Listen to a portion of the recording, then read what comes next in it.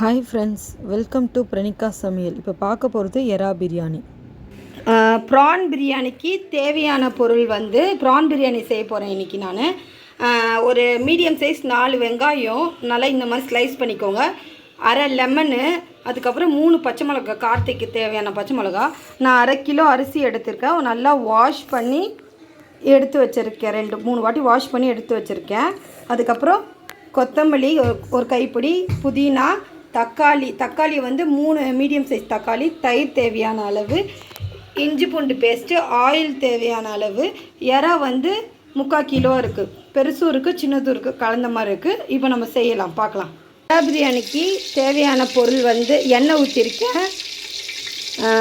பட்டை, கிராம்பு, ஏலக்காய். இதை வந்து எண்ணெய் காஞ்சோடனே போட்டுடலாம்.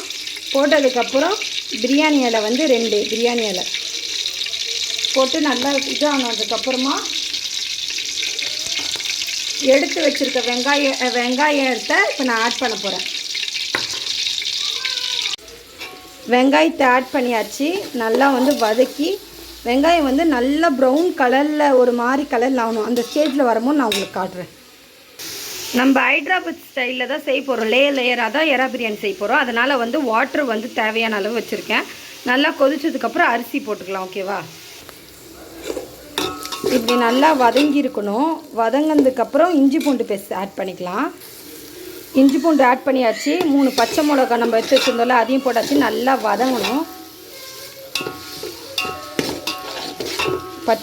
பச்சை வாசனை போகிற வரைக்கும் வதங்கினதுக்கப்புறம் நம்ம மசாலா ஆட் பண்ணிக்கலாம். என்னென்ன மசாலான்னா, ரெட் சில்லி பவுட்ரு காரத்துக்கு தேவையான, மஞ்சத்தூள் கொஞ்சம், கொரியாண்டர் பவுட்ரு வந்து 1.5 டீஸ்பூன் எடுத்துப்பேன். கரம் மசாலா வந்து தேவையான அளவு எடுத்துக்கணும். ரைஸ் வந்து நல்லா பாயில் ஆகிடுச்சு. அரிசி போட்டு உப்பு போட்டிருக்கேன். இப்போ வந்து லெமன் ஜூஸ் கொஞ்சம் ஊற்றிட்டு கொத்தமல்லி, புதினா கொஞ்சம் ஆட் பண்ணிக்கலாம். இங்கே பாருங்கள், மசாலா ஆட் பண்ணிட்டேன். காரத்தூள், மஞ்சத்தூள், கரம் மசாலா, தனியாத்தூள். இப்போ நல்லா மிக்ஸ் பண்ணிக்கலாம். இந்த எண்ணெயில் பிரிஞ்சு வர வரைக்கும் மிக்ஸ் பண்ணிவிட்டு கொஞ்ச நேரம் கழிச்சு தக்காளியையும் ஆட் பண்ணிக்கலாம். தயிர், தக்காளி, கொத்தமல்லி, புதினா ஆட் பண்ணியாச்சு. நல்லா மிக்ஸ் பண்ணி விடலாம். மிக்ஸ் பண்ணதுக்கப்புறம் கொஞ்சம் நல்லா கிரேவி ஆனதுக்கப்புறம் எறாவை எடுத்து அதில் போட்டுடலாம். ஓகேவா? நல்லா மிக்ஸ் பண்ணிக்கோங்க. நல்லா வதங்கி எண்ணெய் பிரிஞ்சு வந்தோன்னு தான் எறா போடணும். ரைஸ் பாருங்கள் நல்லா வெந்துருச்சு. நான் வடிகட்டி வச்சுருக்கேன். தண்ணி தனியாக வச்சுருக்கேன். அந்த தண்ணி வந்து தேவைப்பட்ட பிரியாணியில் ஆட் பண்ணிப்பேன். மசாலாவுக்கு தேவையான உப்பு ஆட் பண்ணிட்டேன். நல்லா வதக்கிட்டு எண்ணெய் நல்லா பிரிஞ்சு வரணும். நல்லா வந்திருக்கு பாருங்கள். இன்னும் கொஞ்சம் நல்லா பிரிஞ்சு வந்ததுக்கப்புறம் நம்ம எறா போட்டுக்கலாம். இந்த நல்லா எண்ணெய் பிரிஞ்சு வந்தோடனே நான் எறா போட்டேன். பெரிய எறாவும் இருக்குது, சின்ன எறாவும் இருக்குது. ரெண்டுமே கலந்து போட்டுறேன். நல்லா மிக்ஸ் பண்ணிட்டு 5 மினிட்ஸ் தான் எறா வந்து இதாகணும், குக் ஆகணும். குக் ஆனதுக்கப்புறம் நல்லா வந்து இது பண்ணிவிட்டு தண்ணியில் ஊற்றக்கூடாது. அதுலேருந்தே கொஞ்சம் தண்ணி வெளில வரும். வந்ததுக்கப்புறம் நம்ம ரைஸ் வந்து இது போட்டுடலாம். பாருங்கள், இந்த மாதிரி நல்லா வந்ததுக்கப்புறமா தெரியுதா உங்களுக்கு?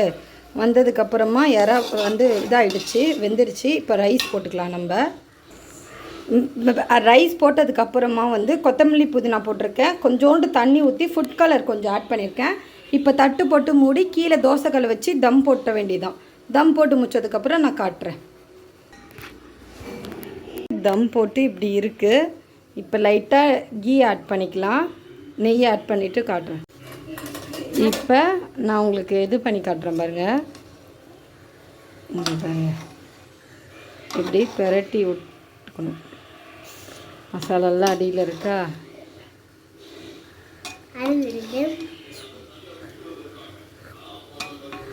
அவ்வளோதான், பிரியாணி ரெடி. ட்ரை பண்ணி பாருங்கள், நல்லாயிருக்கும். நான் சொன்ன இதை வச்சு எல்லா மசாலாவும் போட்டு ட்ரை பண்ணுங்கள். ப்ரான் பிரியாணி நல்லாயிருக்கும்.